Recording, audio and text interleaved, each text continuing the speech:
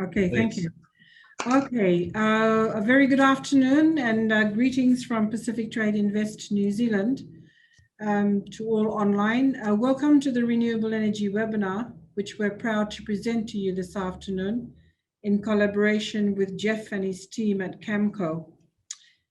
Pacific Trade Invest is mandated to promote trade and investment between the Pacific Island countries and territories of the region. We are funded by the New Zealand government and report to the Pacific Islands Forum Secretariat in Suva, Fiji.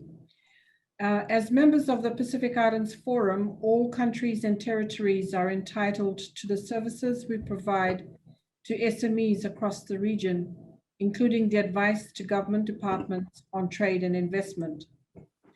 Much has been said and written on the impacts of COVID-19 on the economies of our region.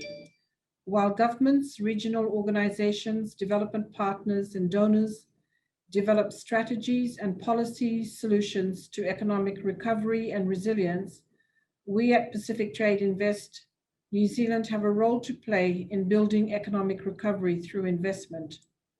Our short to long-term goal is to materialize foreign investments in our Pacific economies.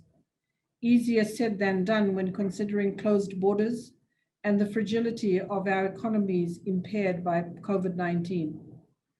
However, investment solutions is critical to rebuilding our economies. The webinar today is part of that process by building knowledge to make informed decisions down the track. Knowledge is king. Having the right tools to understand what foreign investors seek, understanding and realizing where the opportunities rests, and how to garner support to materialize such opportunities is a skill in itself. Pacific Trade and Invest New Zealand is proud to work alongside Camco. With their experience and knowledge in this very specialized field, I am confident that today's webinar will tick all the boxes for you and give you a deeper understanding of the options that clean green energy offers. Thank you, and I hope you enjoy today's program. Thank you, Glenys. Thank you for those words, and certainly, once again, I apologise, we're running a little bit late today. My name's Graham Saunders. I'm an investment consultant here at Pacific Trade Invest New Zealand. And I know everyone's doing it very tough right now around the Pacific, and also our friends in Australia. And also I noted some people on this webinar from Indonesia, so our thoughts are with you. We hope that things will improve quickly and things hopefully can get back to normal as quickly as possible. Look, it's my pleasure today to introduce you to our guest speakers.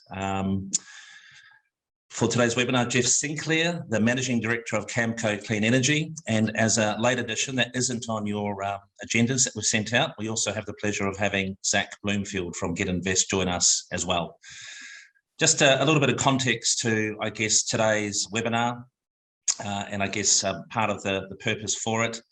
Camco is a private sector fund manager and is here today because they see real potential here in the Pacific Islands and are keen to deploy their expertise and funds to projects that can help, I guess, replace diesel primarily, but also any projects that can help reduce carbon emissions and also can help with climate change resilience. Donor money has been the backbone of funding for renewable energy projects in the Pacific for a long time, which is great, and it's still needed. But also what is needed is companies like Camco who can complement those donor investments, that donor funding, to make sure that change to the Pacific can come swiftly and effectively, because it's needed, especially now given, I guess, the COVID recovery hopefully will be taking place very soon. So we're very fortunate to have Camco here and Zach from Get Invest. And let me just give a little bit of background to Jeff, because I know he will be very humble and not talk too much about himself, but let me sing his praises, and also I'll give a review on Zach as well. First of all, Jeff is responsible for all of Camco's fund advisory and management activities, including the delivery of their existing mandates, which focus on supporting the development of and providing finance for renewable energy projects. Jeff joined Camco in 2015 after 10 years working for Standard Bank, during which time he built and led the bank's multi-award-winning international climate finance business and team. Jeff has been involved in over 1 gigawatt and delivering over 1 gigawatt of renewable energy and energy efficiency projects across the world, and has experience across a wide range of technologies, financing structures in both the primary and secondary markets. Jeff previously worked in the New Zealand Treasury. He's an Aussie, by the way, so he obviously came over here to skill up a little bit, which you're welcome, Jeff. He's also founded a successful startup and is the chairman of UK Renewables Fund, CO2 Sense. Now, as I mentioned, Zach Bloomfield from Get Invest is also with us. Zach is an international development finance advisor with a track record in resource mobilization and investment catalyzation for companies in emerging markets. He is an expert in energy project financial design and a project development advisor. His experience includes successful sourcing of complex financing from international development banks, finance product design, and accessing climate finance and blended finance. His areas of expertise also include renewable energy, energy efficiency, energy access, off-grid, mini-grid, climate change mitigation and adaptation, financial sector development, and inclusive finance.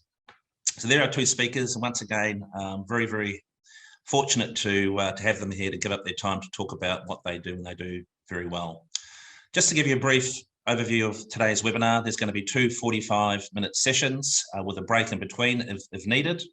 Then we'll take some questions and answers at the end of the session.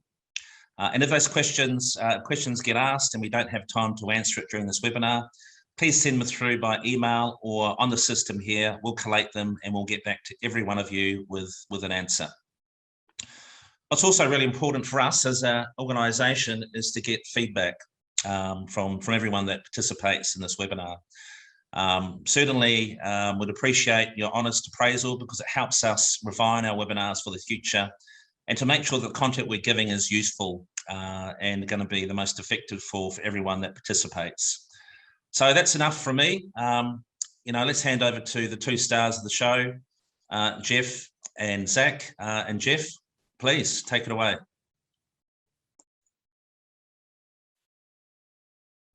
Thanks, Graham, and thank you, Glynis, for the kind introductions.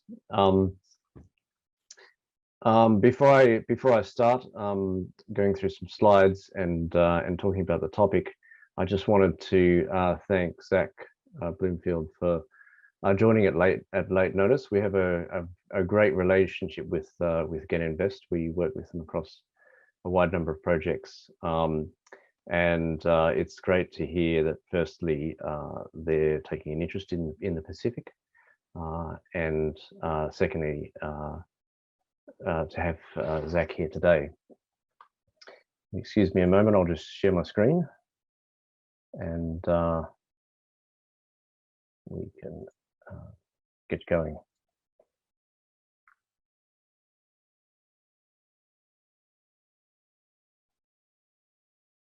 Right, I assume you can see that. I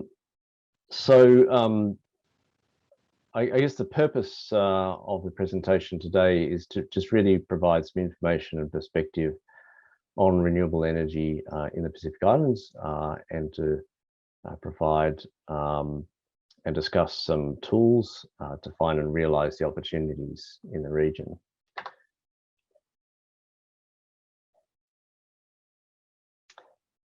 Before I go into the content, a quick word about Camco, which is the company I work for.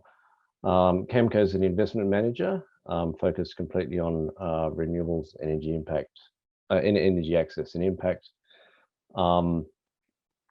The company's been around for over 30 years, the whole time in renewable energy. In fact, the original name of the company was Energy for Sustainable Development. We're a Green Climate Fund accredited entity, and we have offices all over the place. And here you can see a map of Africa with a range of our current projects at the moment. We are currently mainly active in Africa. We have been active in other regions previously, and we're sort of looking at different regions. By way of disclaimer, we're regulated by the Financial Conduct Authority in the UK, and so none of this is investment advice. A bit more on the company. We focus a great deal on small and distributed renewables, small meaning up to about 50 megawatts, and clean mini grids. We're one of the leading investors in mini grids at the moment, particularly from a off-balance sheet and debt point of view, and we see a great deal of growth in the area. There are three main facilities that we're currently involved with. We're the manager of a $200 million fund called REP, Renewable Energy Performance Platform. Another called Spark, which is a finance company which invests in commercial and industrial energy efficiency and captive solar storage. And then we've been working with the Caribbean Community Development Fund on a facility called CRAF, the Credit Risk Abatement Facility, which provides credit guarantees for small and medium-sized companies to do energy efficiency and renewable energy projects in the Caribbean. The company has a very strong focus on impact as well as financial returns. So we track all of our work against the SDGs, and all of our work contributes to a number of SDGs, primarily 7 and 13. And then you can see here some of the impact metrics that we track. This is as of Q1 this year on the current set of funds.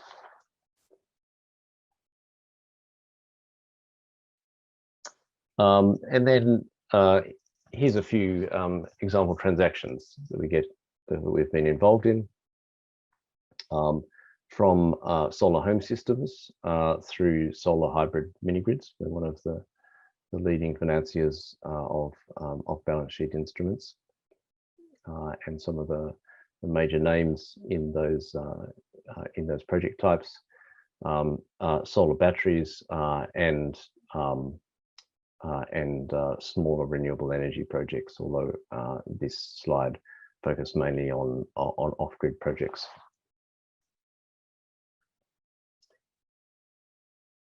And then we have a team of about 30 people. There are not 30 people on this slide. These are the ones that are perhaps a little bit more relevant from a Pacific point of view. There's myself. We have, Paul Makumbe's title is actually advisor, Camco Pacific. I think probably a few of you know Paul. He was a co-founder of Synergize International. River, who is an analyst focused on the islands. Her background is in emergency management and climate finance. And then we have the climate finance and impact and policy team. Dealing with renewables in emerging markets is not just a purely financial task. There's a sort of a human task to it, and there's also a policy and regulatory capacity building task.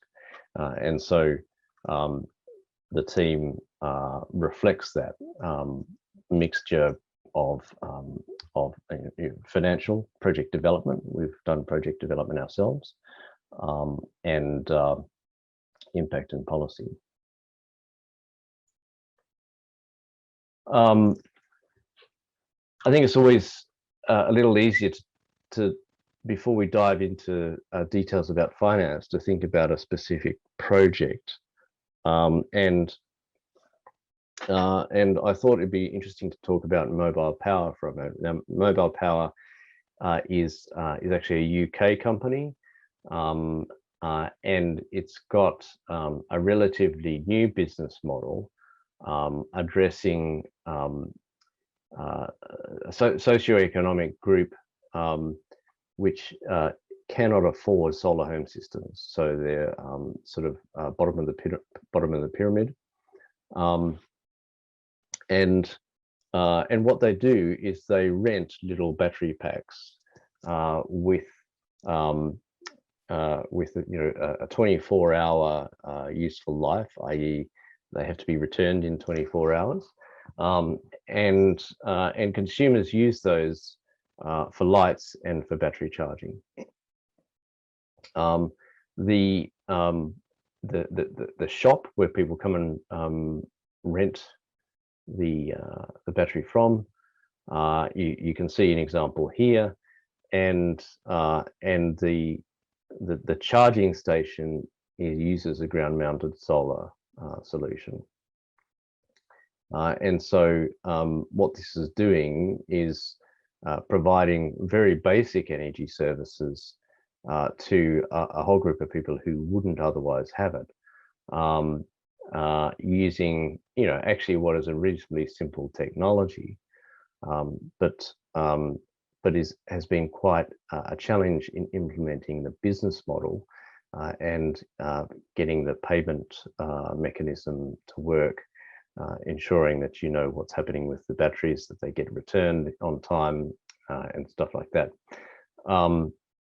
I think it was last year, we made a $1.4 million US dollar equity investment in the company, and that's projected to generate to create new energy capacity of 4.5 megawatts. Somewhere I have the number about how many people that will serve, but not on this slide, and I can't remember it off the top of my head. So if anyone's interested, please leave a message and I'll look it up later.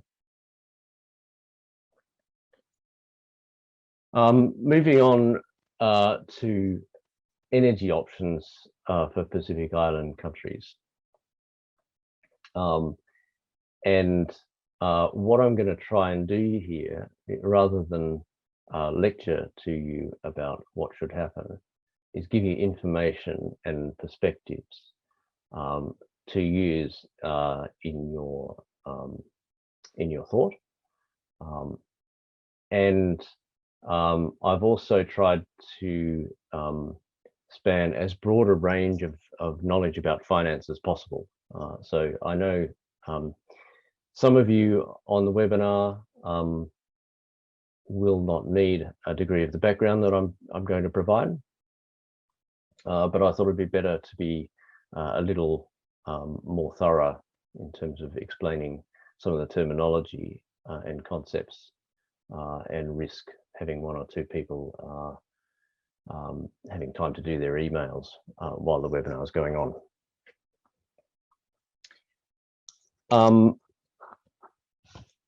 So I guess it's always great to have a first slide just full of numbers.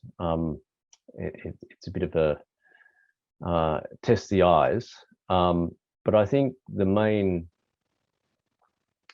message from this slide is that the Pacific Islands are very diverse, but you can break them down into a few groups. One group has very high energy access penetration already. So, there's a number there where there's, at least in 2018, there was roughly 100% energy access, meaning everyone had a power connection. Right through to countries like PNG and the Solomons, which had quite low energy access, and so the challenge in those countries is more around electrification than other challenges. But the second thing is that nearly all, if not all, of the countries have set themselves quite challenging national renewable energy targets. both as a matter of common sense, which I'll come on to, but also through the climate change negotiations and the Paris Accords through their NDCs. And most countries are, some way off from achieving those targets. Generally speaking, in many developing country NDCs, a large part of the action is what they call conditional. What is it conditional on? It's conditional on getting finance to implement actions. And so a large part of the theme, large amount of the time that we spend in Camco is spent on looking at how to mobilize money so as to allow projects to happen, so as to achieve national targets. And you can see there are some really quite large gaps here, and this is a collection of data from a number of different sources, so the years aren't always the same. But you can see sort of some of the challenges. And of course, I don't need to tell the people on this webinar about the other challenges in the Pacific.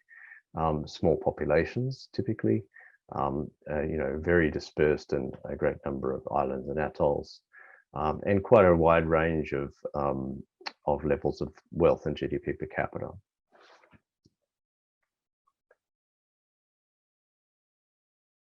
If we move on to a little bit more specific stuff around some of the challenges in supplying power, some of the challenges are the fact that there are many remote outer islands with small populations, high variation of energy access within countries, but also between countries. And so even some countries with very high overall energy access percentages actually have areas, perhaps outlying islands and the like, more remote areas that still require work on energy access. Physically isolated with few natural resources. As we'll talk about in a minute, a lot of the energy supply currently comes from fossil fuels, which are imported. Fragile ecosystems, and an existing and increasing threat of extreme weather and associated damage to infrastructure. And that's getting considerably worse as climate change takes effect. Obviously, climate change isn't Pacific Islands' fault, but they're on the front line of having to adapt to it. And so the result of some of these challenges is that most countries in the Pacific use a lot of very expensive and very dirty diesel and fuel oil.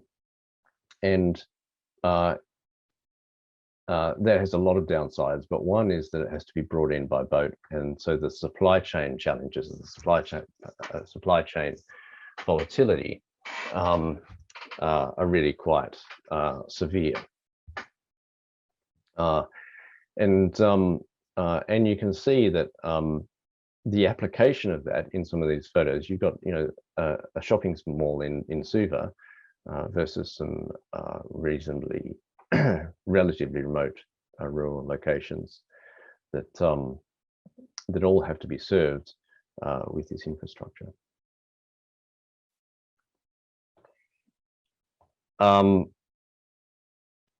One of my analysts told me the other day that on average 80% of power in the Pacific Islands comes from diesel.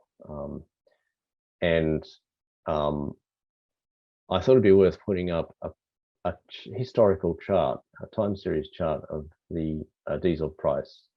And I chose Fiji because it's there are readily available price points, price data are available. And I think there's a couple of points I'd make about this chart. One, it's expensive. You know, between $1.50 and 2 Fiji dollars per litre. And the second is it's volatile. And so that exposes businesses and consumers and governments in the Pacific to uncertainty about power prices and therefore economic uncertainty and exposure to economic shocks over time.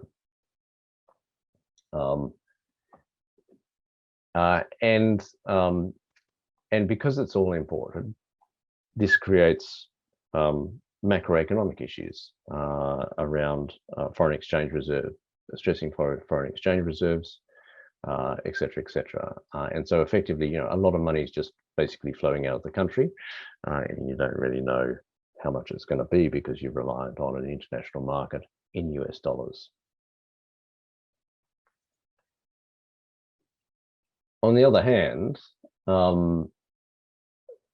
renewables, the cost of renewables has had some really stunning performance. And I mean, when I started dealing with renewables quite a long time ago, it was, you know, it was quirky and niche, and it was for enthusiasts with socks and sandals. And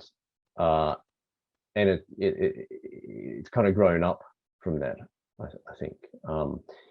I mean, the slide's titled "Cheaper by the Day" because the prices have come down at such an astonishing rate. So if you look at solar PV projects, for example, going down from 38 cents a kilowatt hour on a levelized cost of electricity, which is a standard way of measuring the cost of electricity on a consumption basis, down to just over 5 cents.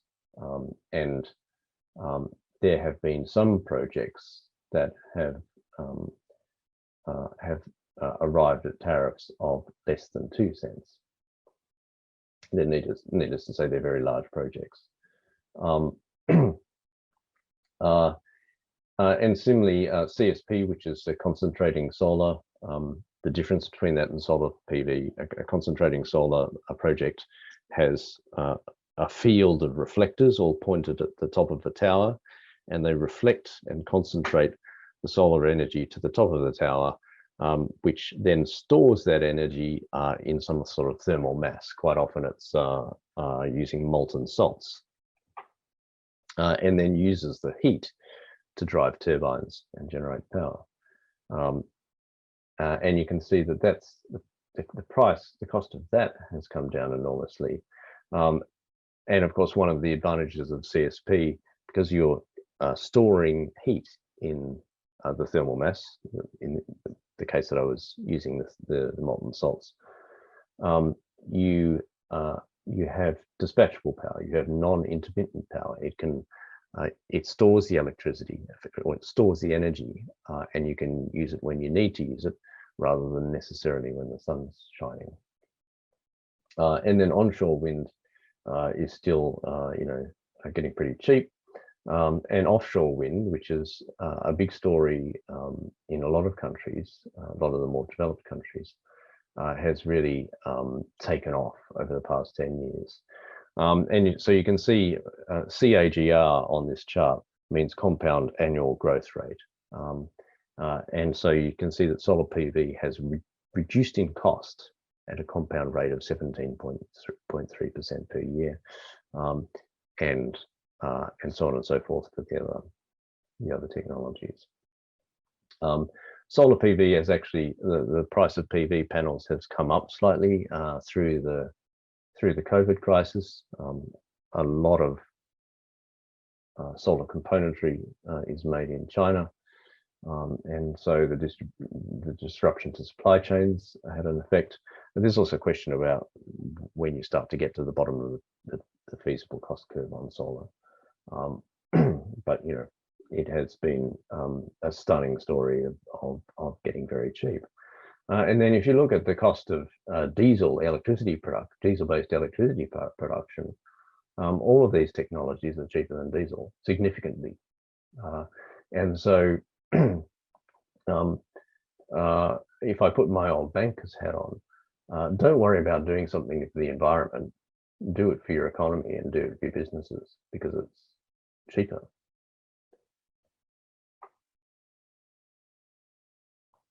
The other way that I used to use of explaining this, when everyone was very skeptical about things like solar energy, and Standard Bank is a large South African bank. It's got operations all over Africa and a number of other areas. My main way of explaining why solar power was a good idea was to say, well, got lots of sunshine and it's free, so might as well use it. And actually, if you think about the Pacific has lots of sunshine in most places and it's free. And it has a lot of other renewable resources. Now, there are challenges in utilizing them, but the actual resource is there and it's free. And it typically doesn't really disappear over time. So it's not like you have to mine for something. So I guess the question is, what kind of projects and what kind of renewables are we talking about? And really, for the main purposes of Pacific Islands at the moment, there are three main types. One is independent power producer projects. So basically putting renewable energy onto centralized existing electricity grids. And so you're replacing large centralized fossil fuel generation with large renewable projects in grid connected population centers. Commercial and industrial projects, so businesses, shopping malls, properties, stuff like that.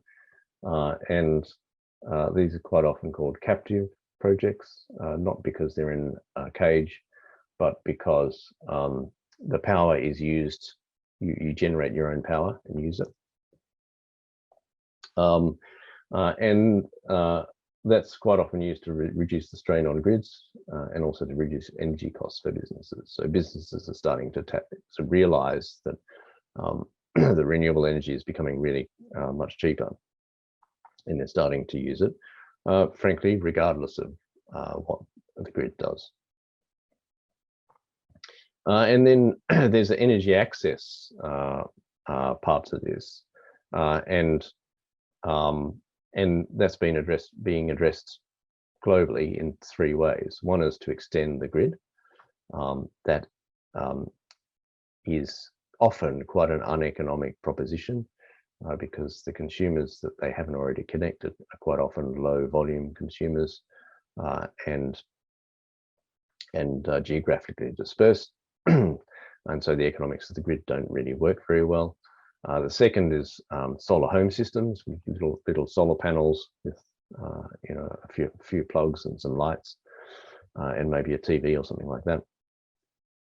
And then mini grids, and mini grids are basically some solar panels, some batteries, sometimes some diesel backup generation, and distribution. So, and poles and wires to get the electricity out to some houses or businesses in a small community. And so mini grids have the potential to provide energy access to populations on remote outer islands with renewable energy. And when they say hybrid, what that means is a hybrid between some renewable energy, typically solar, battery storage, and quite often some diesel generation. And the funding for these, where does the money come from? And current funding is summarized in the slide, but in IPP projects, there's sort of a limited amount in the Pacific, a limited amount of private capital, quite a lot of concessional money and grant or donor money. Commercial industrial projects are fairly predominantly financed by the companies themselves on their balance sheets. So they have to go and find the money to then hire a contractor to come and install it for them, and then they own it. And mini grids have a bit of a viability gap, which I'll talk about later. And so they tend to rely on grants and donor funding.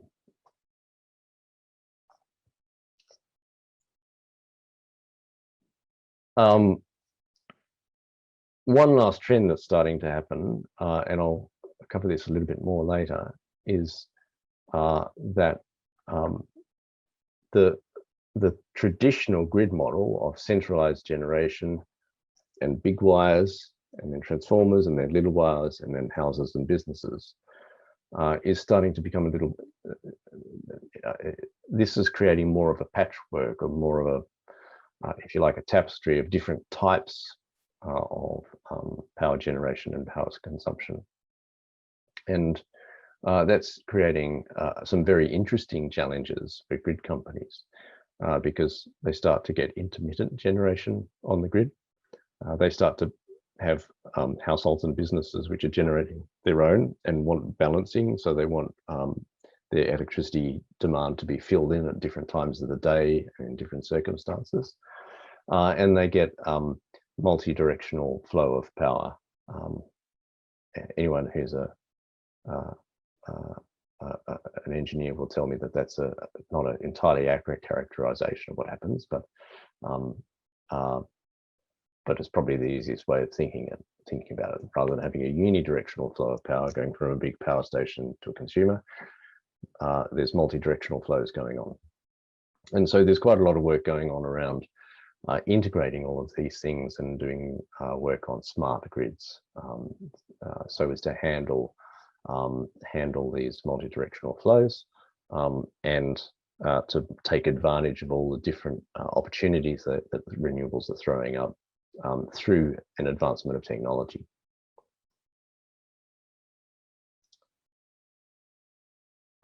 If I go through each of those areas in a little more detail, traditional grid power, probably don't need to tell you what it is.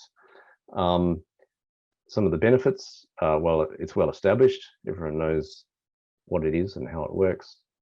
And it works quite well for, high volume, low cost type equation.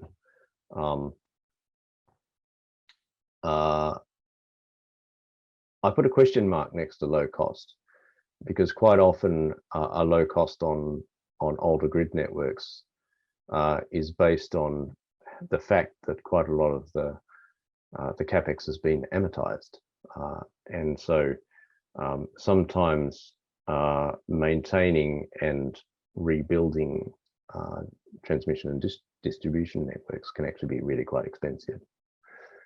And in some countries, what we've found, what's been happening is that the economics of distributed solar in particular have become cheaper than centralized power with all of the transmission and distribution.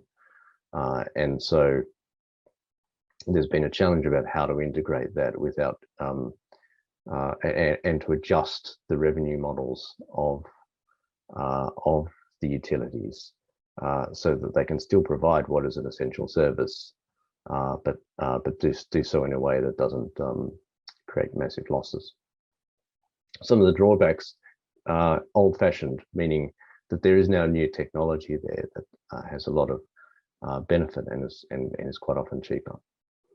It's high capital expenditure, and so for governments and countries in utilities in the Pacific, that can be quite a challenge. And developing it, maintaining it, and growing it puts quite significant stress on government balance sheets at times. And then I'll talk more a bit about this later, but there are ways of doing generation, of arranging power generation. There's a sort of a traditional monopoly way of doing it, where the utility or the government just builds a power station, or that they contract to build a power station and they pay for it, and then they operate it. The other way of doing it is, well, there are many ways, but the other main way is through independent power production. So there's a contractual arrangement with third-party investors and a third-party project to inject electricity into the grid.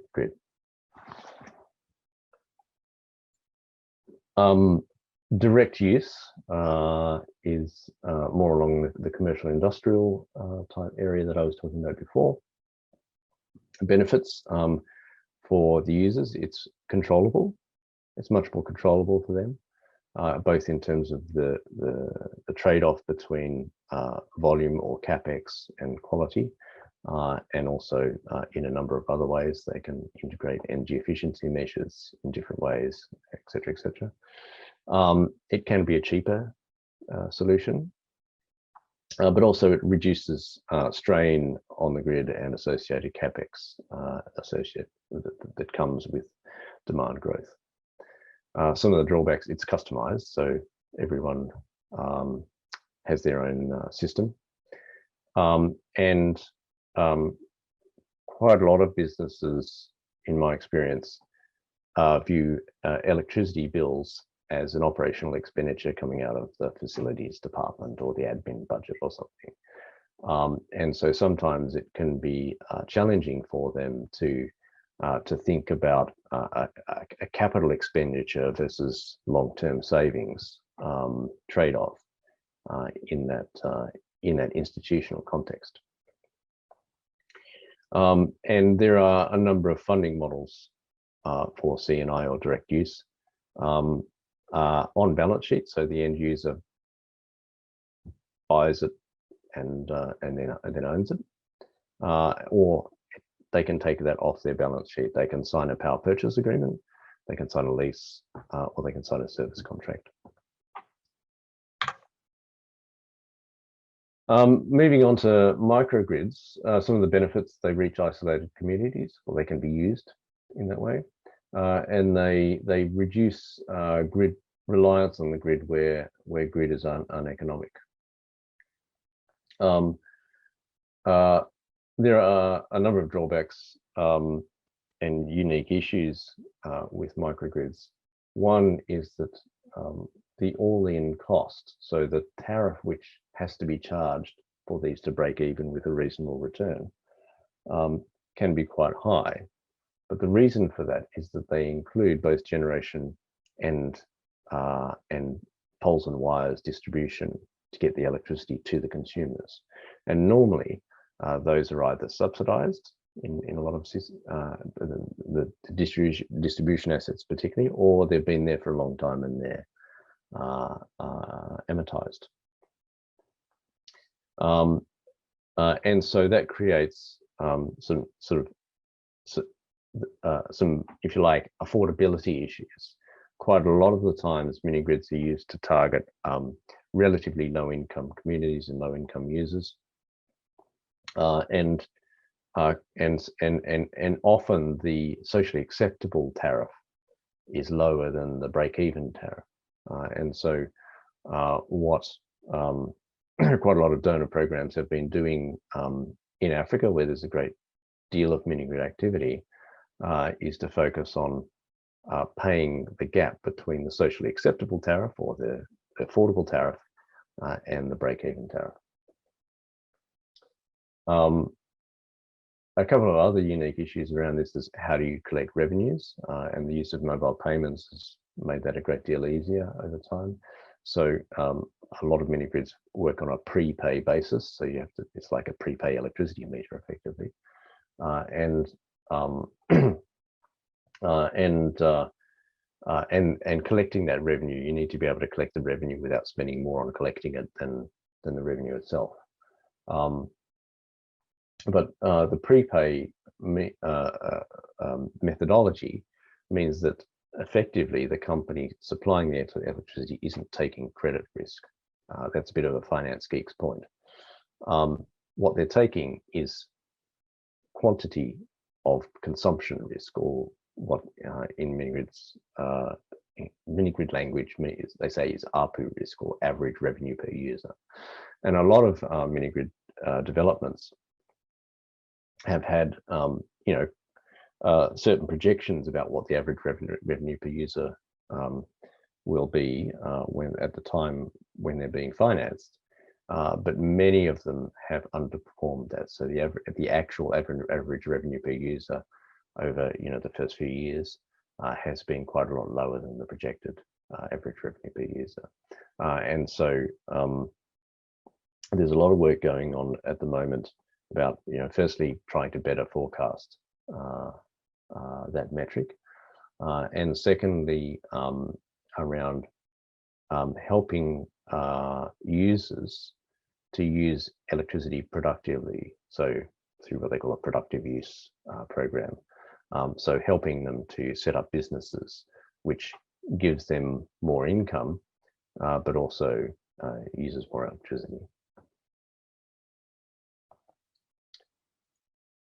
And all of this is starting to say, okay, well, how do you put all this together? And I'll come back to the smart grid issue here, because actually it's not just those three project types that is an issue that are an issue with the smart grid. There are electric vehicles, and how you handle the sort of the need to charge electric vehicles, quite heavy point loads, if I put it that way, at different times of the day.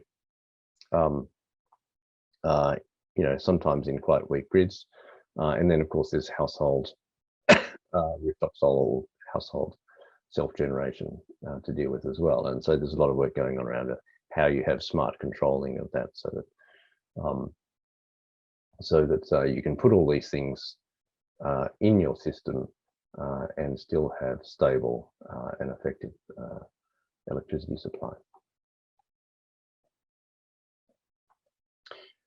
I think I'm starting to lose my voice, and I think we've pretty much reached the end of the first session, just in time for a break. Graham, can I hand back to you? Yeah, thanks, Jeff. Great. Go get some water or some honey or whatever you like to lubricate those vocal cords. And look, we'll take a 5-minute break, everyone. Refresh, go get a refreshment or something, and we'll be back in 5 minutes. And we thank you for putting through the questions. Keep them coming, and we will get to them at the end of the webinar. But let's take 5 minutes. Thank you. Welcome back, everybody. I hope everyone's had some refreshing fluids or got an email off. Without further ado, let's get back into it. And once again, thank you for your questions. We will get to them at the end of the webinar. The ones that I can't answer during the webinar, we'll leave it up to the experts. But in the meantime, Jeff, I hope your voice is in fine form to continue. Yeah, thanks. I think I've got it back. Great, awesome. Can you hear me okay? Perfectly. Okay, and is the screen share working? Yeah, it is indeed. Okay, great. One slide which the version of the slides I was showing you left out while I was speaking about microgrids. I thought I'd just correct that and pull it up before we go on. I thought it'd be interesting just to talk about the cost of microgrids for a moment, and to compare that with a number of other options. And so what you can see here is the levelized cost of electricity, which is, again, is an estimate of what the electricity costs to supply. And the difference between this levelized cost of electricity and the cost reduction numbers that I was showing you before is the cost reduction numbers with solar and CSP and the like excluded the cost of getting the electricity from the generation source to the consumer, whereas this microgrid includes that cost. So it includes poles and wires. And you can see here, so there was a study relatively recent that looked at the economics of a grid-connected mini-grid with solar and batteries on it. And that was slightly over 6 cents a kilowatt hour. But then the all-in cost of providing power using standalone microgrids, so ones that aren't connected to the grid, is quite a bit higher, but between 50 and 85 cents a kilowatt hour. And you can see here a green hybrid, so that's using solar batteries and some diesel, is just over 50 cents a kilowatt hour. and the diesel standalone. And there are some of these numbers honestly are a little bit more an art than a science, because there are so many variables that you have to assume. But diesel, my understanding is in the Pacific, just the generation cost using diesel generators is around 60 cents a kilowatt hour. And then you've got to add the cost of getting it into people's households. And so the diesel standalone cost is already quite a bit higher than integrating renewable energy into your mini grids. And so for some of the outlying areas and more areas that aren't grid connected, there's already an opportunity to reduce the cost of service by incorporating renewables and batteries into mini grids. The other thing I think is interesting about this chart is that we've put in some retail tariffs, and again, these are generalizations, and you can see that generally the cost of mini grid service is higher than most retail tariffs, and so this is where we're talking about that sort of socially acceptable or social contract or affordability gap.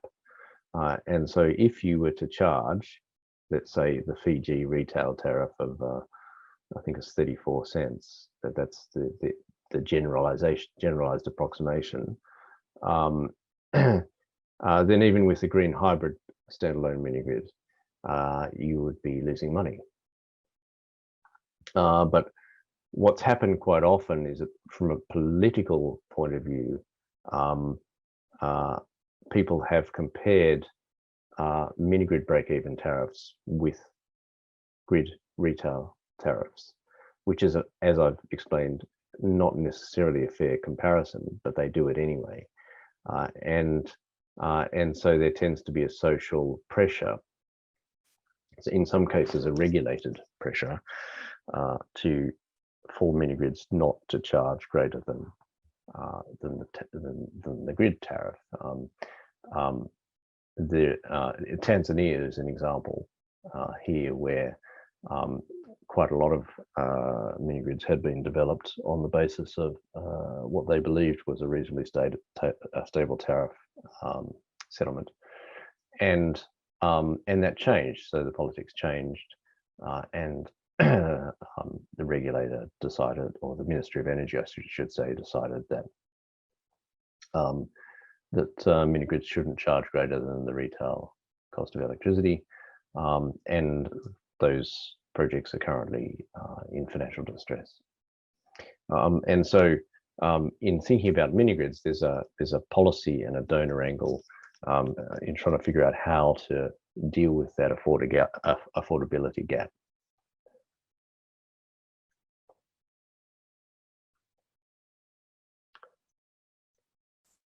Moving on, a quick word about grid-connected renewables and the difference between IPP and quote-unquote government renewables, or directly owned renewables.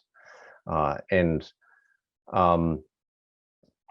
the first slide here is to really just review what is an IPP. So what is an independent power producing project?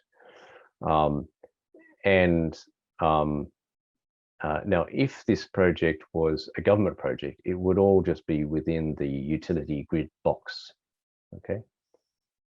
But instead, the power plant itself is separated out. It's put into a special company, it's a special purpose company, the project company. And then equity investors and shareholders put equity into the development of that power plant, and lenders lend money. That's what they do into it. And these parties are separate to the government and the utility. And then they sell the electricity to the grid. And the sale of that electricity can be done through a number of ways, through a power purchase agreement. It can have fixed or indexed tariffs or price of power.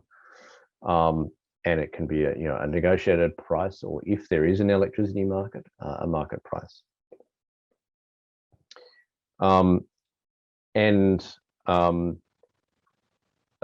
been a lot of discussion in this sort of IPP area about how to get the best result, how to get the best tariffs from IPPs, because obviously one of the reasons to do this is to save money on the power price. And so there've been sort of a few main ways of procuring a PPA tariff, of setting a tariff. One is just by bilateral negotiation between the developer of the power plant and the utility or the government. A second, which has become an increasingly popular way of doing it, is doing it by what we call a reverse auction, where effectively a sort of a tender is set up, and projects and project developers bid into that tender, and subject to various allocations of geographic location and technology and the like. If you like, the tender objective is to minimize the tariff. And so the people with the lowest tariff that meet the criteria would win the tender. And I would say that those reverse auctions have had quite stunning results in terms of bringing down power prices. And then it can have reference to a market price if a market exists, and the market doesn't exist to any significant extent in a lot of countries. So an IPP is a way of getting the power plant to be built and operated without the utility or the grid having to find the money to build it. Which brings me on to the point of why bother. So this all seems more complicated than just going and building a power plant. I'm not sure it is more complicated, to be honest, but it seems that way on the screen. And so if a power plant is government owned or utility owned, the government or the utility has to develop that project. It seems simple at first glance, but they are taking all of the risk of the development of the project, of cost overruns, of faults, of having to enforce warranties and enforce contracts, etc., etc., and of course having to raise the money to pay for it all. I mean, most emerging markets, many Pacific islands included, doing that can put quite a large strain on the government balance sheets. These can be, non-trivial amounts of money, and quite often these projects are funded on the government's balance sheet. So the government is guaranteeing to the lender that they will repay regardless of whether or not the project works. And it's often funded by development banks through what's called budget support. Independent power producers, well, we've discussed what it is. It appears more complex, at least it's contractually perhaps more complex. But it does reduce the capital needs for the government and the utility. There's kind of there's a but there about that, which is that if the utility isn't creditworthy, and a lot of Pacific nation utilities are creditworthy, right? But if they're not, then the lenders may require some level of government guarantee or government risk mitigation in the scenario of what happens if the utility fails to pay or they default. And so there is there's still a residual risk there, and someone quite often has to take that risk. But certainly it removes the upfront capital raise from the government. And so, IPPs, why bother? Well, they mobilize third-party capital to get the power supply, and they transfer risk to the investors in the power project, rather than all that sitting on the government's or the utilities' balance sheet. And generally speaking, there's a greater accountability because the power purchase agreement and the associated agreements have very clear delineations of responsibility and allocations of risk.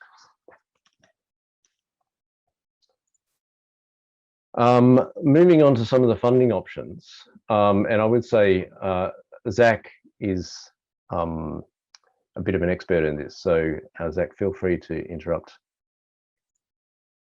But if we go back to those three project types, IPP, CNI, and energy access, there are a number of sort of, if you like, funding or business models that you can use. The first, of course, is charity, give it away, and that is often grant funded, and that's used across the board. In fact, quite a lot of power projects in the Pacific tend to get grant funded. The second is self-funded. So the user, whether that be a utility or a business, they buy the project. So they fund it. They get what they call an EPC contractor, engineering procurement contractor, and then they own the thing. And then there's third-party funding. So there can be a power purchase agreement model where the off-taker power signs a contract that says they'll buy X amount per period for Y periods at Z price. There's a lease. In some cases, there can be a service agreement.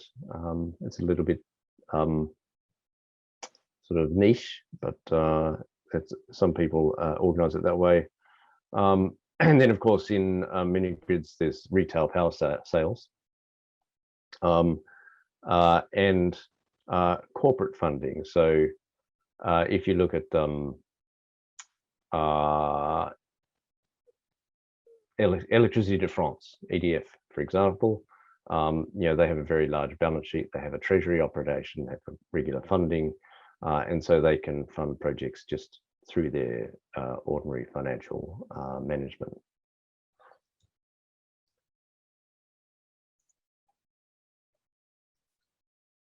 To look at some of the pros and cons of these different forms of funding, quite a lot of the developers, well, I deal with quite a lot with Africa, and a lot of them say that grants are the best form of equity. They say it as a joke, but it's a joke with some truth, and often it is, but it has downsides, right? The first downside is it's constrained in amount, and it's often quite inflexible. Because when donors put together grant programs, they put very strict requirements around that, and sometimes those requirements can be different to what the market need is, or to what your need is as a developer. And I've actually been involved in one of those programs where the definition of what was supposed to be being done was so strict that it actually narrowed the activity down to an area where there really wasn't much of a market. There wasn't much of a demand for it, and it became very difficult to change that because of the way that the grant program or the donor programming works.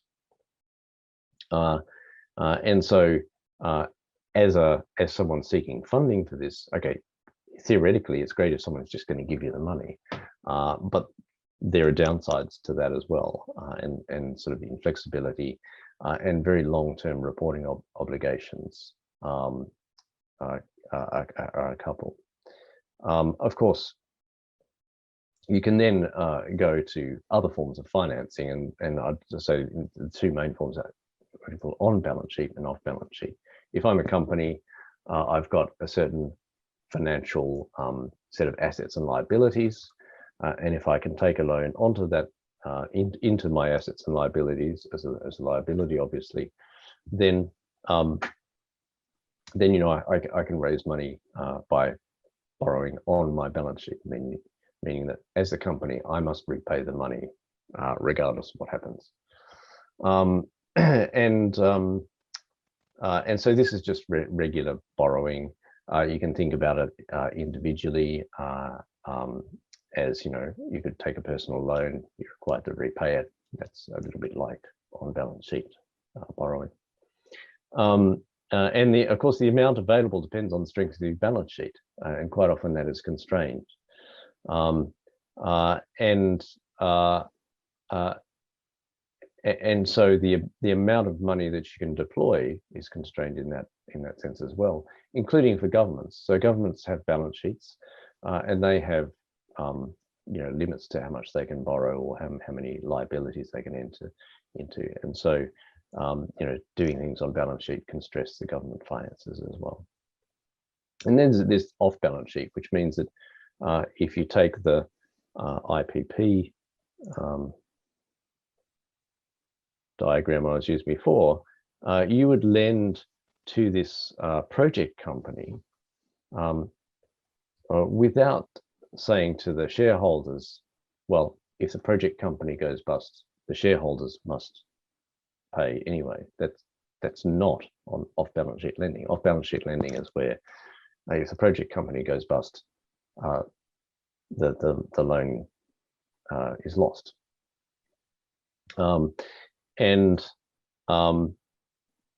This so effectively you're funding against the project and its cash flows, not a parent. And it removes that corporate balance sheet constraint, and it can take funding requirement and risk away from utilities and governments. But as I was saying before, particularly with PPAs, you quite often need some government guarantee where the utility is less creditworthy. And the other sort of feature of off-balance sheet lending is that it's traditionally used for larger transactions. I mean, in investment banking, in sort of project finance, people have the expression, "Oh, you know, I'm not going to get out of bed for less than $50 million."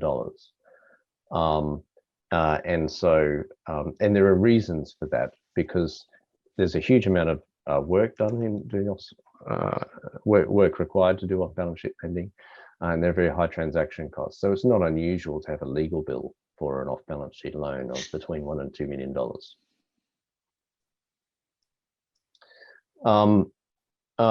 So what? Well, I think there are a couple of points I'd make. The first is grants are limited, and so we need to mobilize other forms of money, particularly private money, to realize the potential and address the need in Pacific Islands.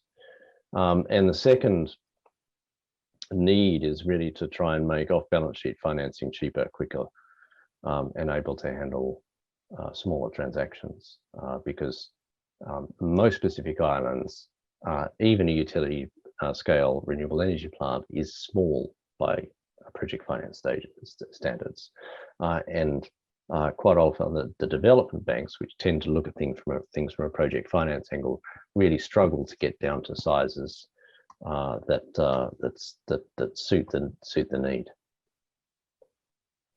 And then this is really just a sort of a little bit of an explanation of some of the terminology. So please, if you know all this, excuse me. But you know, a project goes through basically a number of stages: development, construction, and operation. And as it goes through those stages, normally risk reduces. And so at development stage, it's very high risk. And so typically in developing markets, there's a mixture of equity and grants used to fund those development expenses. and then they go into the equity in the project. Equity, I'll talk about it in a second. And then once you get to construction, you add debt, but you can only add so much debt, so you need equity and sometimes grants as well. What do I mean by these terms? Well, a grant is obviously, it's not repayable, although in the past 5 years or so, something called a reimbursable grant has appeared, which sounds to a banker like a loan. But grants are, sort of limited in size and mandate, and there's really isn't really that much government money floating around to give away. The aid budgets are under stress.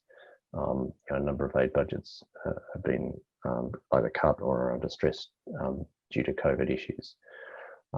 And so then you're looking at equity, and equity has a right to cash flows after everyone else. So it gets whatever's left, but the upside is uncapped. So you can get the total of whatever's left. But debt has a priority over cash flows. So if you've got 100 whatever of debt, then 100 needs to be repaid before anyone else gets any money. And debt charges an interest rate, which means that there's actually very little upside in it for the lender. If a lender is charging, say, 5%, if they lose that loan, if the loan goes into default and they lose the money, they have to make more than 20 other loans before they can make that money back.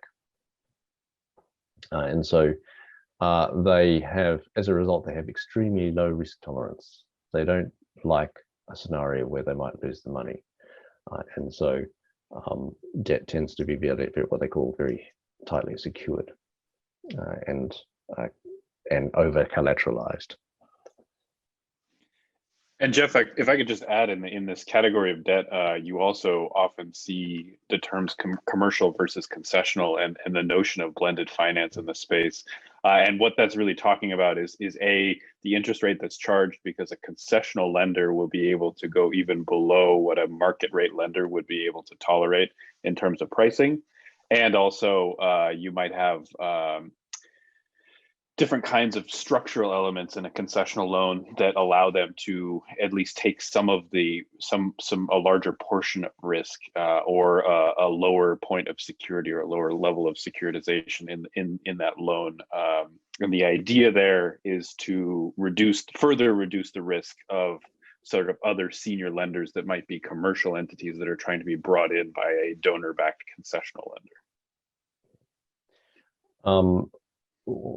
In that sort of blended finance community, a term which tends to get thrown around is something called first loss, which is some tranche of capital that takes the first loss.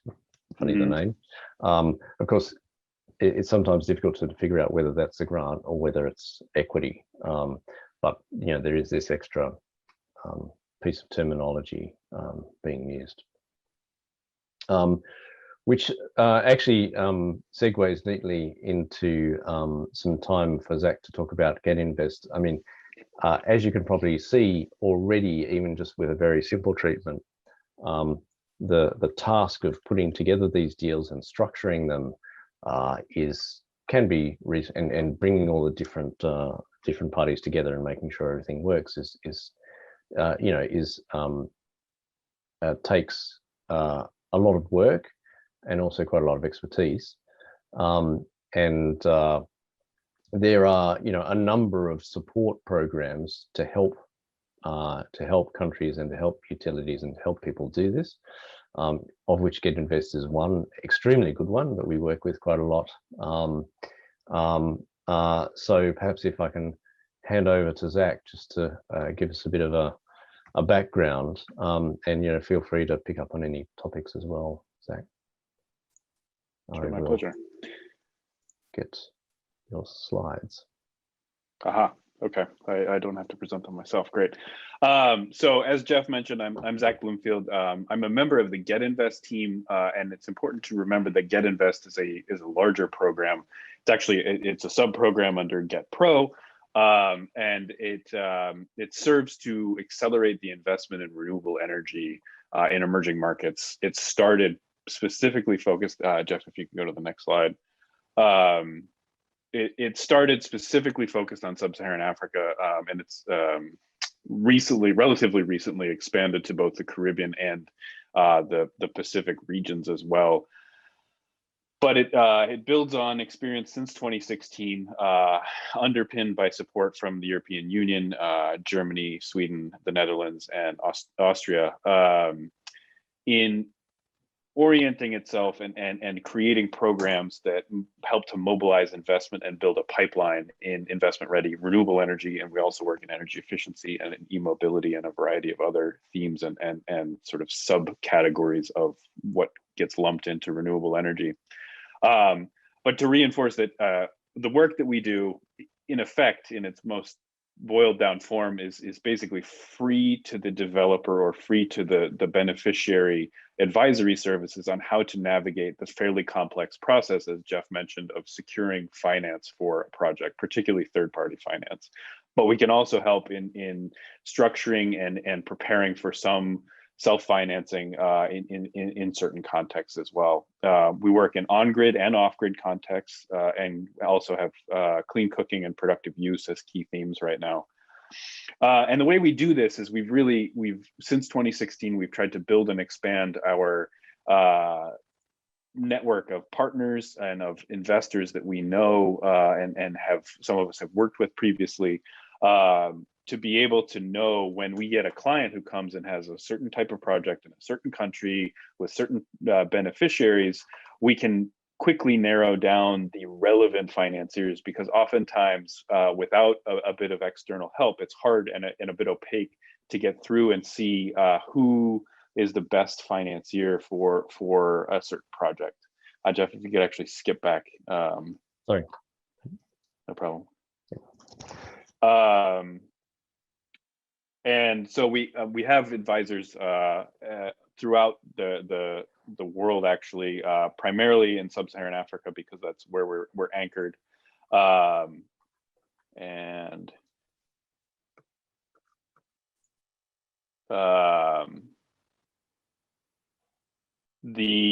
on the right side of the slide, you see there are sort of core services in advisory, which is what I do, and mobilizing investment. We also have teams that work on capacity development. We do events and outreach, and we have a regularly updated and fairly comprehensive database on markets and support opportunities and investors and sort of profiles on investors that you can access on the Get Invest website. We can go to the next slide. So this is a little bit more detailed. So far, well, as of the end of the second quarter of 2021, we had received 817 applications. And as you can see from that funnel, it's a fairly open process where we've actually taken on almost 200 projects and companies for support over the past 5 or 6 years. We currently have about 100 clients in our portfolio across all 3 of those regions that I mentioned. And then the bottom 2 channels of that funnel are our metrics of performance, where we have facilitated introductions by financier or to a financier that is indicative of financier's appetite or interest in taking on our client. And then reaching financial close, which is when you sign the financing documents and money is beginning, or you at least have the legal basis for money to transfer from a third-party lender to a project developer or project. And our application process is fairly simple. Fill out maybe 6 or 7 questions, and it's on a rolling basis. About every month and a half, we review and close a round, and then open a new round immediately thereafter. And we have, I have 25 or 26 now colleagues who are also advisors. And I think between us, we have a little over 5 centuries of cumulative experience in renewable energy. And we're bringing that to the benefit of these projects and developers wherever they are. And we structure our support across 4 different sort of themes. First is a business case and building a sufficient business case for the project. and then financial structuring. And we actually have a sub team of expert financial modelers who go in and build sort of a ready for presentation financial model for any kind of project. And then an additional service where I typically spend most of my time in identifying the right finance and identifying the sources of finance that can be best suited for a given project or a given technology or a given business model. Because obviously a financier who's most interested in captive power or commercial and industrial power is probably not well suited for lending to a solar home systems company, perhaps, just by virtue of the kinds of instruments and services that they can provide. And then we also work directly with financiers to build out pipelines and help to channel our client companies and then also companies to potential financiers when they're ready. And again, that advisory service that we provide to companies is on a free to them basis. We are fully funded by our donors, so we do not charge for these services. Next slide, please, Jeff. And so, as I mentioned, we launched in the Pacific about 8 months ago with some pilot work. And now we're fully open and ready for business. So there's a link to the Finance Catalyst, and there you'll find more information about eligibility and details of the application process, and also a link to the application. If you're a partner and you're not necessarily a project developer or related working in the topic of project development, but you might be an investor or a promotion agency or a trade development agency, please get in contact with us. We too are in the process of business development and adapting to working primarily remotely with clients, which is a bit unusual in previous years and feels like lifetimes ago. We were actively traveling and participating in conferences and trying to meet people in the field. However, we now are working remotely. So the wider the network we have, the better. Please reach out to us. We have a pretty deep Rolodex, so we can help facilitate partnerships as well. And we are in the process of hiring 1 to 2 coordinators based in the Pacific region, just to ensure that we have sufficient time zone overlap, because most of our team, especially our management team, is based in Europe. And it's a bit painful. I'm sure Jeff can relate that it's a bit painful to be participating on Pacific time zones at a reasonable hour. I myself am actually based in Seattle, so it's a bit better for me, though I did miss dinner. But I'm happy to be here with all of you. So just to say that we will have on-site people, and hopefully eventually be able to travel within the region pretty extensively and to engage with developers and financiers and partners and regulators and all the parties.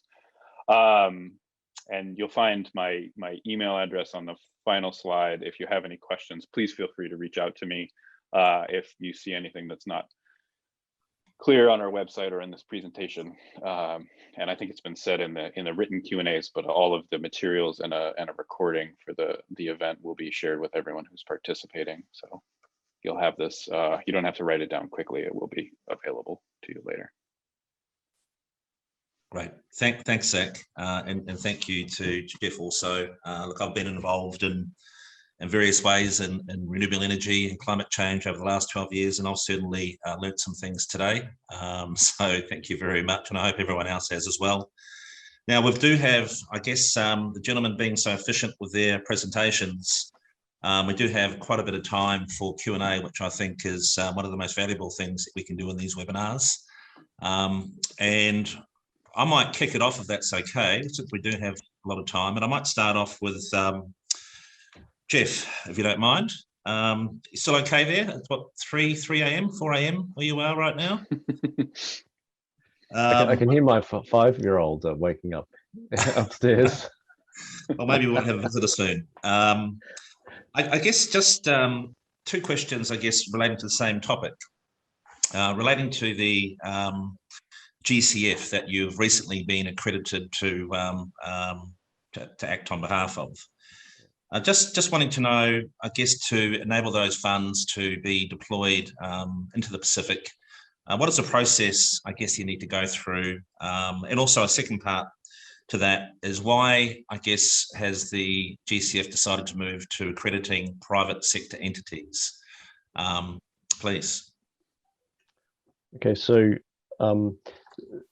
the background to the GCF stands for Green Climate Fund, and coming out of the Paris Climate Agreement was an agreement that developed countries would put aside eventually $100 billion a year towards climate finance.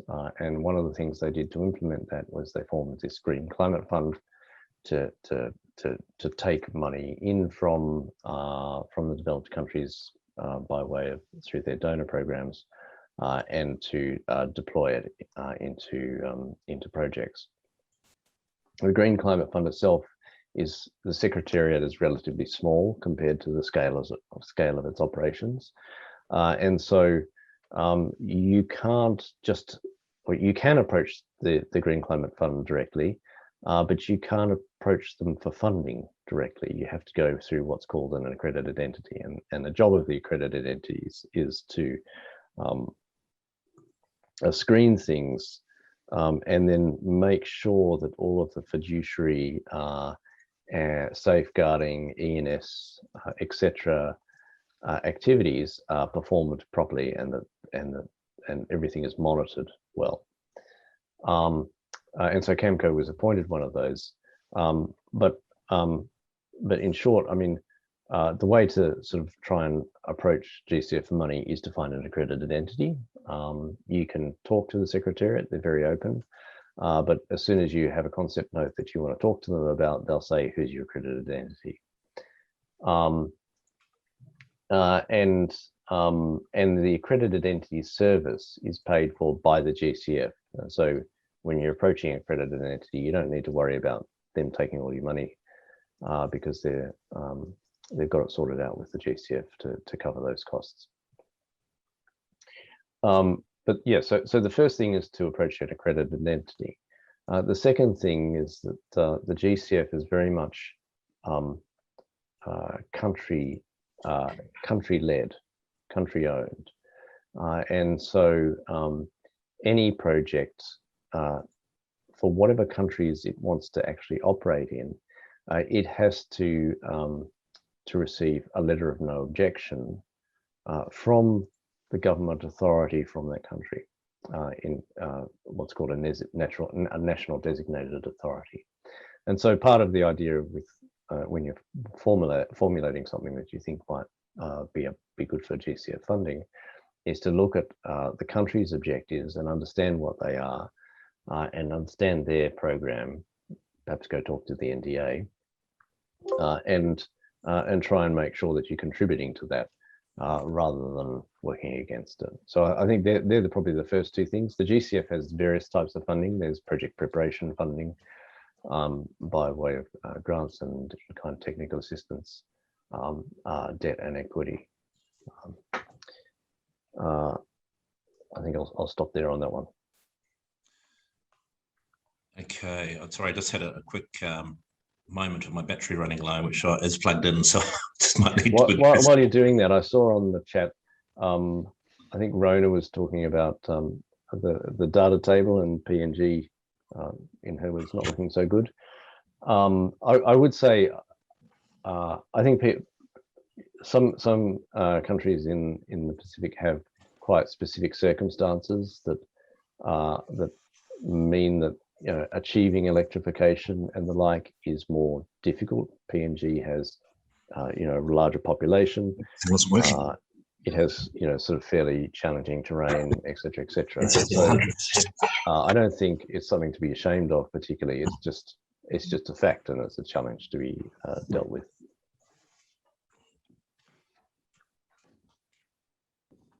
And one thing to add on the GCF front as well, they have a special program called the Readiness and Preparatory Support Program, which can provide some project preparation. Really, I mean, the purpose is to prepare the country generally, but specifically the nationally designated authorities and focal points that are identified in their adaptation and mitigation plan for this kind of grander financing from the GCF, and there's a specific allocation in that for the small island developing states. So it's quite relevant for the Pacific, and it's something to bring up with your NDAs or focal points in each of these countries in the Pacific, and certainly something to keep an eye on as those support requests are going from your country's NDA.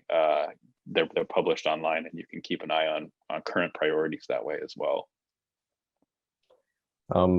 Graham, you also asked why do they point us as a private sector entity, and I don't want to put words in their mouth, but what they've told me is that they realise that that perhaps getting some private sector entities involved could bring a different perspective, you know, a different kind of level of discipline, but also a different level of responsiveness and flexibility that they found, you know, that they wanted to achieve, and so it's a big process to get accredited. It took us 2 years and several thousand pages of answering questions, but actually there was, I think, a learning process for both sides in going through that, because their process had been set up for development banks, and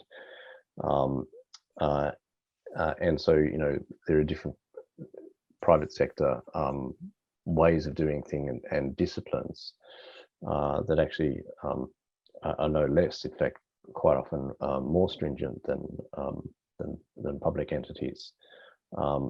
But there's a degree of adapting to that, so as to have the level of flexibility and the quick response that was available.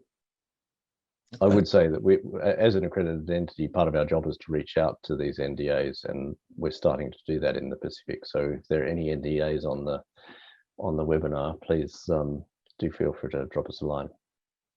Great. Now we've got some other questions here. I'm just thinking, one gentleman has asked a lot of questions. So if it's okay, Grant, do you mind if we allow you to speak? Is that okay? Well, I'll unmute you, and might be easier.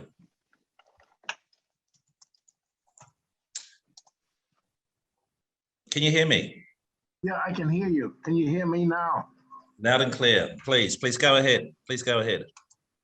No, I have applied to the GCF, and we got the government NDA to actually sign off on us, and we sent it out, and I had to chase up a couple of times. At present, we are we're an exporter of coconuts, and the husk and the waste that we produce is around 25 tons a week.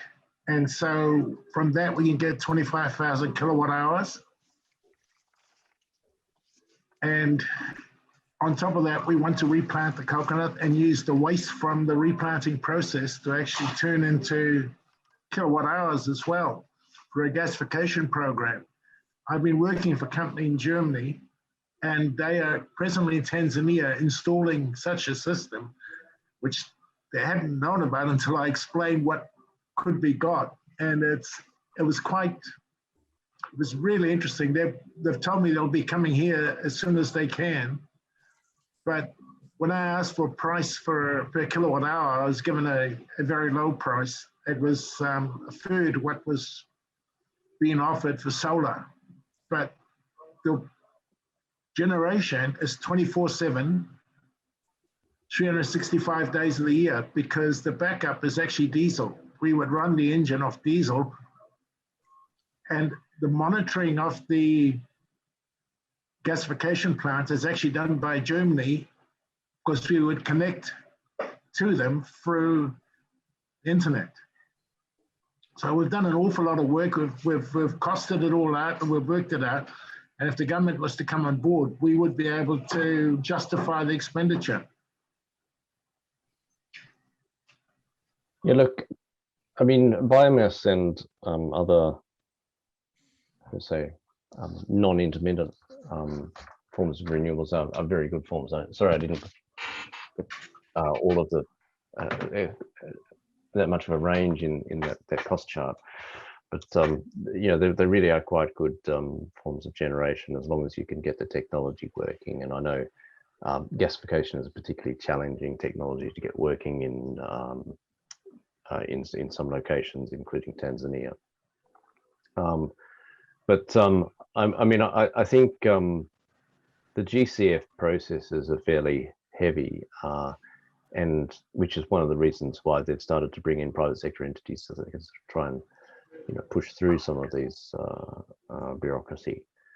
But you know, just to manage expectations, you know, a funding application, except for from the, you know, project prep facilities and the like that Zach mentioned, but you know, a full funding application can take between 1 and 2 years to process, and there's a lot of paperwork involved, for good reason, but it's also, you know, it doesn't happen overnight. I would say, I mean, I'd keep in touch with the NDA, and you know, if you wanted to talk to me offline about it, I'm happy to see what we can do to help. Okay, I'm actually putting an application into that, the latest speaker. I was writing it when I was asked to speak. I was filling it out because we've been trying to get this started for about 12 years. We've actually sent carbon that we've generated from the raw materials to Carbonscape in New Zealand. They've come back and said the quality of it was excellent. So, and the volumes we are going to generate aren't that great, but they will build with time. Thank you very much for that. Now we'll move on to another question. What have we got here?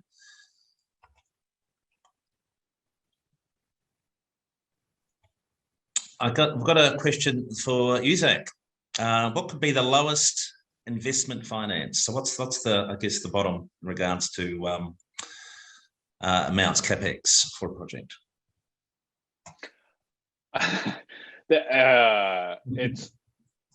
That's a hard question to answer just because the range is so broad. I mean, it depends a lot on the technology, on the business model. I mean, arguably, you could get a loan for as little as a couple $100 from a microfinance institution if that was sufficient. But when we're talking about, and really it varies. I mean, the minimum size that a commercial bank or a development bank might look at an IPP project, I mean, probably like $3 million for some of the European DFIs is about the minimum that you would see.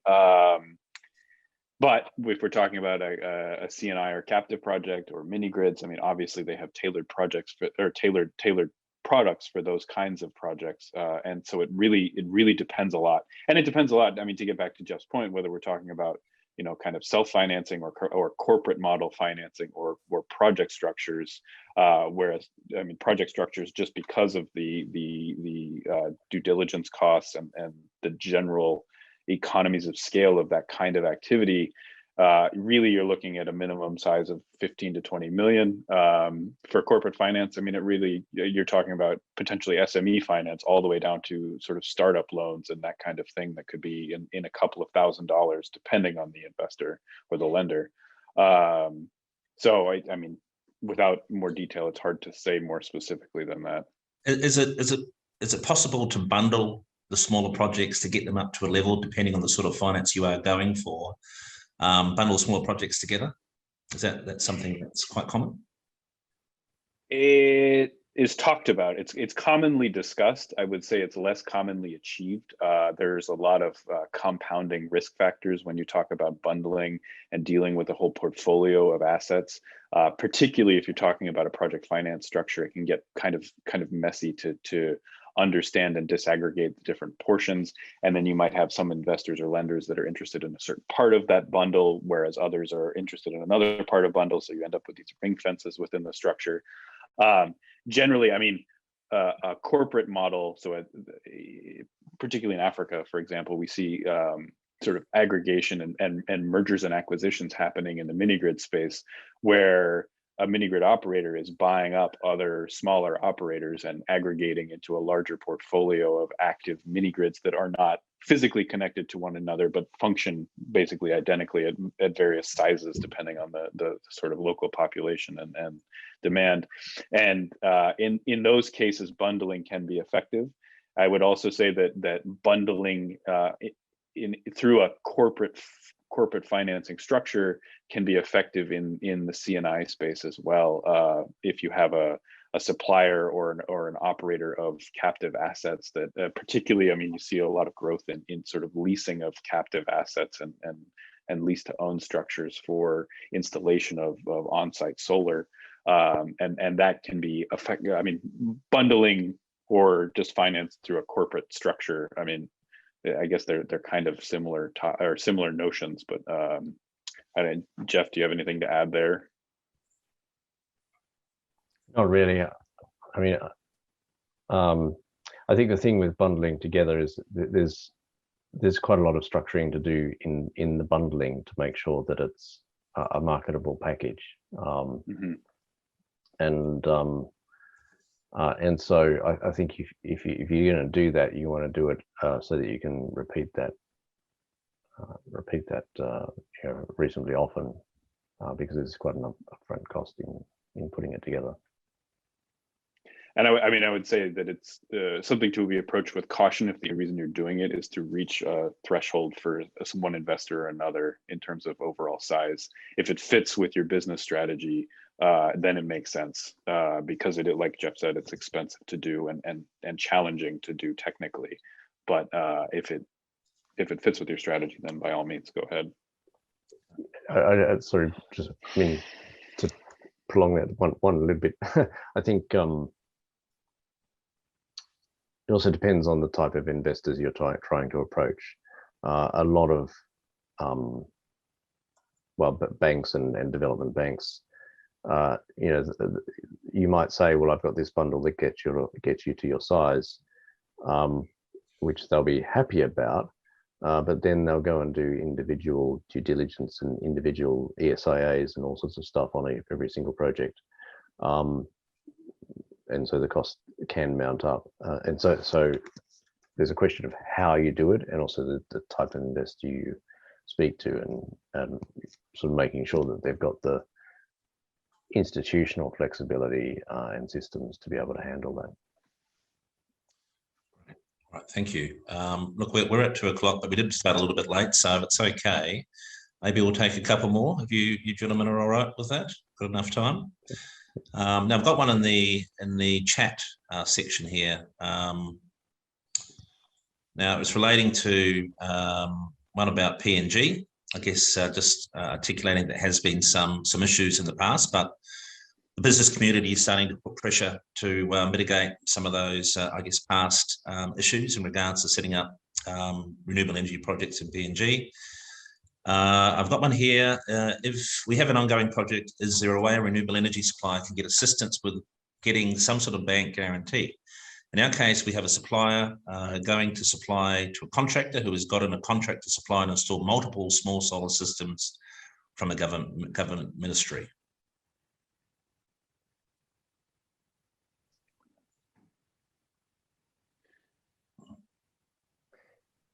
I mean, there are a number of, so the question is, where would you get a guarantee from? Is that the question? Yeah. So I guess it depends on the specific nature of the guarantee and what's on offer. So most commercial banks will issue guarantees. They have what are effectively what they call documentary credits departments. But they tend, the commercial banks tend to do it with existing clients and as part of an overall business relationship, because actually for them, the business is not very profitable. And then the question is for them, well, okay, what happens if the guarantee gets called, right? Because the nature of guarantee is typically on call, which means that the person who receives the guarantee can just send an email or a Swift message and say, you know, send me the money, and the bank is legally obliged to. And so then they have to go and chase you, their counterpart, for that money. And so quite often they look for collateral of some form, which would either fit into your overall banking relationship, or might ask for actual cash in a bank account for the collateral. So I think that's the commercial banking side of the guarantee. There are other guarantee facilities which are donor funded. The one I can think of at the moment is Camco. It may be perhaps their size threshold might be a bit big, depending on what you're looking at. But there are others as well, which I don't know, Zach, if you can think of any off the top of your head, but I'm sort of blanking right now. I mean, MEGA is an obvious example of a guarantee, but it's probably not suitable for the kind of project that we're talking about. And there's an emergence of insurers or niche insurers that are filling some portions of even the credit risk, the underlying credit risk of off-takers in certain contexts. Energetic, I think it's called Energetic Insurance Company in New Jersey is looking at something like this, actually. Because they find that there's a demand for this kind of guarantee, but a dearth of providers of such a product. And the other angle to look at is trade finance organizations and trade finance banks. They could be a potential source for some form of guarantee, depending on where the product is coming from, or where the panels are being shipped from, and where they're being shipped to. That could be another potential opportunity, though it can get quite expensive to look at trade finance providers. Just a couple more. First one is a question, which I think the answer is sitting right in front of you. Would you provide the name of private financiers who can fund IPPA projects in remote locations and PNG? Well, we'll certainly make that connection happen. And also, if we can do Chad, we can probably do PNG. Yeah. One down here is a really interesting one, actually, and I'm interested to know for myself whether the Camco has this capability, in that the focus of projects around coconut or palm oil biofuels as a replacement for diesel or an alternative to solar.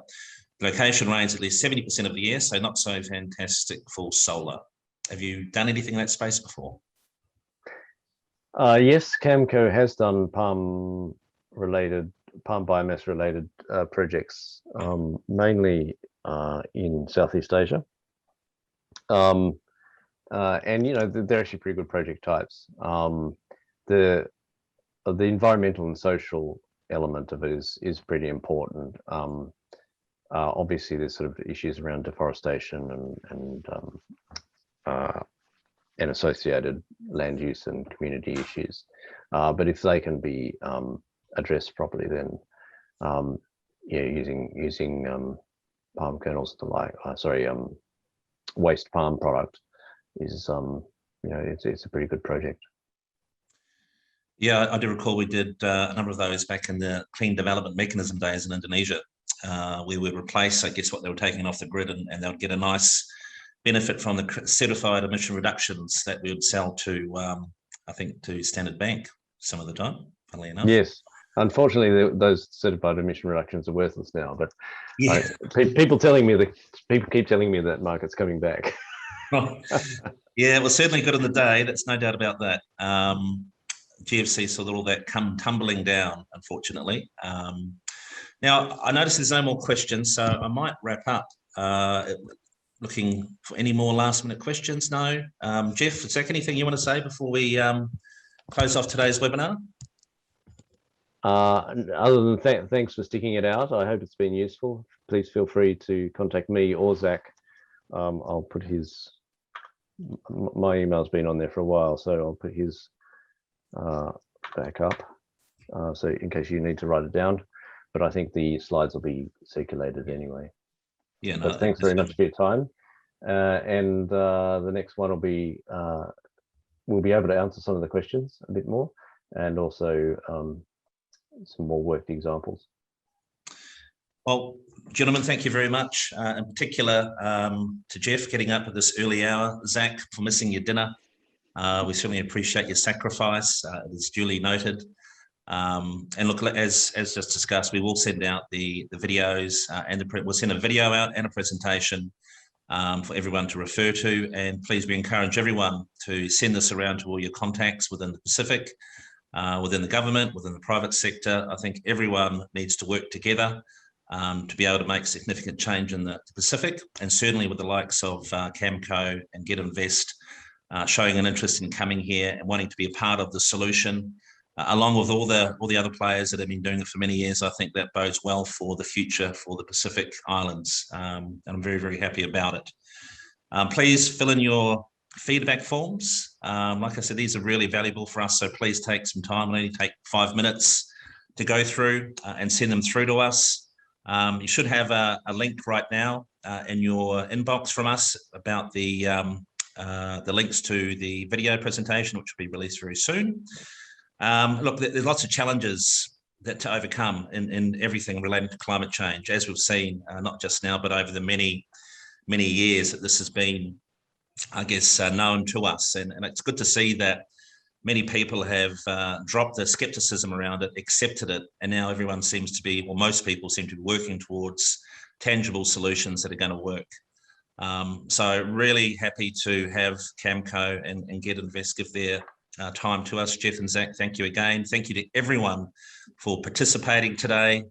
We know everyone's busy, and if you're in those hot spots where COVID is still running rampant, stay safe, be well, and we'll be back with another webinar very soon with more information. So please keep your eyes peeled. Thank you very much. Thank you all.